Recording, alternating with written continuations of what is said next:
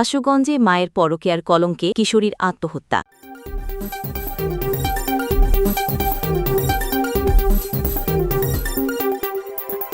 ব্রাহ্মণবাড়িয়ার আশুগঞ্জে পারিবারিক কলঙ্কজনিত কটূক্তি এবং মানসিক যন্ত্রণা সহ্য করতে না পেরে তামান্না আক্তার ১৬ বছর বয়সী একটি কিশোরী আত্মহত্যা করেছে। শুক্রবার ১৫ই আগস্ট সকালে পুলিশ লাশ উদ্ধার করে ময়নাতদন্তের জন্য ব্রাহ্মণবাড়িয়া ২৫০ শয্যা বিশিষ্ট জেনারেল হাসপাতালের মর্গে পাঠায়। গত বৃহস্পতিবার ১৪ই আগস্ট দুপুরে তামান্না নিজ বাড়িতে গলায় ওড়না পেঁচিয়ে ঘরের তীরের সঙ্গে ফাঁস দেয়। পরিবারের সদস্যরা বিষয়টি টের পেয়ে তাকে উদ্ধার করার চেষ্টা করলেও ঘটনাস্থলেই তার মৃত্যু হয়। নিহত তামান্না উপজেলার আড়াইসিধা ইউনিয়নের দগরিসার গ্রামের মোহাম্মদ কামাল হোসেনের মেয়ে। স্থানীয়রা জানান, প্রায় ১ মাস আগে তামান্নার মা পাখি আক্তার দগরিসারের একটি বেকারির কর্মচারী এবং ময়মনসিংহের আলী নামের এক ব্যক্তির সঙ্গে পালিয়ে যান। এ ঘটনার পর থেকে তামান্না সমাজের বিভিন্ন মানুষের কাছ থেকে কটূক্তি এবং অপমানজনক মন্তব্যের শিকার হচ্ছিল। একদিকে মায়ের পরকীয়া নিয়ে গ্রাম জুড়ে গুঞ্জন, অন্যদিকে বন্ধুবান্ধব এবং প্রতিবেশীদের তির্যক দৃষ্টিভঙ্গি, সব মিলিয়ে গভীর মানসিক চাপে পড়ে সে। এসব অপমান এবং যন্ত্রণা সহ্য করতে না পেরে তামান্না আত্মহত্যার পথ বেছে নেয়। এ বিষয়ে আশুগঞ্জ থানার ভারপ্রাপ্ত কর্মকর্তা ওসি খায়রুল আলম বলেন, প্রাথমিকভাবে ধারণা করা হচ্ছে